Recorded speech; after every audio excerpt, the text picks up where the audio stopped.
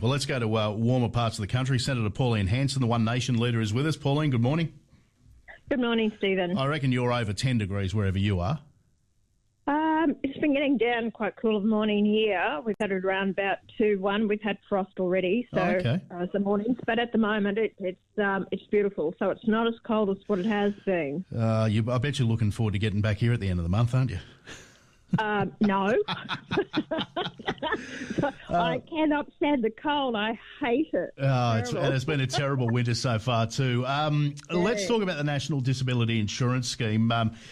There's no doubt that the waste in this scheme is the biggest problem, and the rorts that are taking place. Now, that has been addressed to a certain extent by cutting back some of these travel levies, but some of the NDIS suppliers are complaining about what they're calling... they say they need these travel subsidies, but some of them are like $197 an hour or $194 an hour. Come on, Stephen. What other worker gets paid to actually travel to work? And these people can actually take their kids into, or children or whoever, can go to the centre where they do this and they have their business like every other Australian. Okay, you have people with disabilities, they're paraplegics, that type of thing. Of course they need to go there. Yeah. But that's... getting paid, that's basically more than when someone gets paid an hour for their work, let alone travelling in their car. Everyone else gets a travel allowance of around about 54 or 60 cents travel per kilometre. So there's different ways of doing it. I think it's greed. I think it's out of the taxpayers' dollars. I've actually been complaining about the NDIS now for years, Stephen.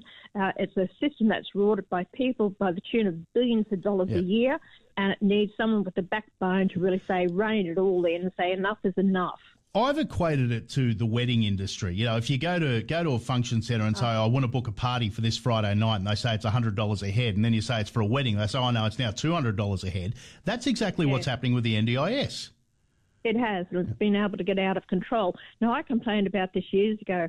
If you actually, in the metropolitan area, they were getting paid about $197 to $199 an hour per hour. Then if you went to remote areas, it was over $300 an hour. Very remote is over $500 an hour. I spoke to Bill Shorten about this. I said, you've capped it. Put this price on it. He said, that's capped. I said, how ridiculous. I said, yes, it's capped. That's why everyone's charging it. Whereas the average person out there in some of these businesses, not on NDIS schemes, are only charging about $80 and $90 an hour.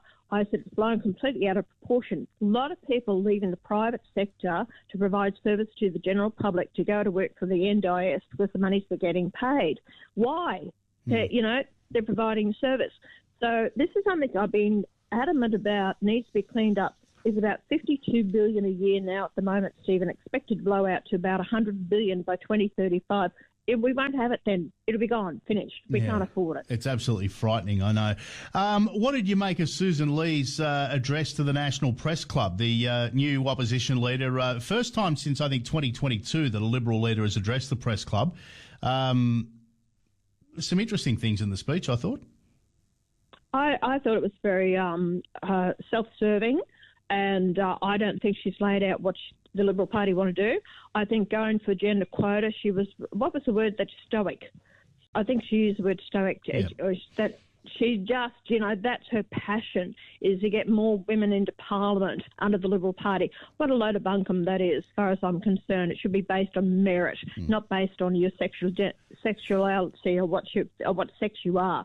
Isn't it funny now? All of a sudden, it suits people to say what sex they are, but they couldn't define what a woman is. And then all of a sudden now, what gender you are means everything when you're going for a job. These things, do seem to be flexible. The only thing I would say is that in the major parties, I don't know that the merit argument actually stacks up, because the blokes that are getting selected don't have merit anyway. So I don't see that the women, if they did have quotas, that the women would be any more meritorious than the blokes they're already picking.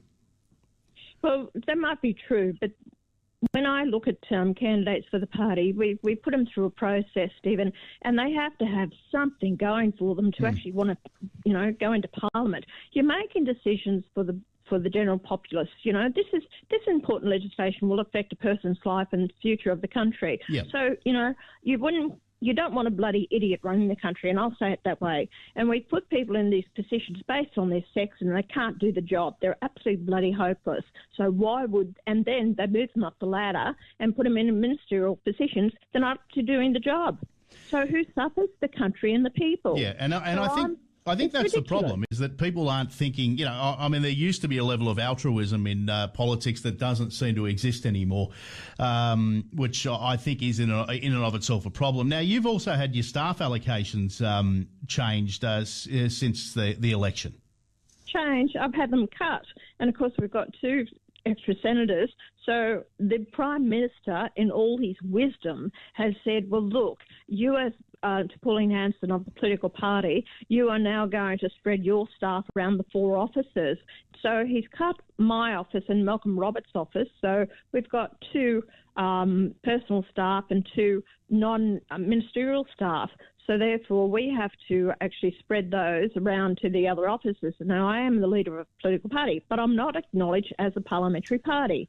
So, he's treating us different. So he's given me the authority that I have to disperse these staff, yet I'm not a parliamentary party. So he's treating us totally different. I'm going to challenge this, Stephen.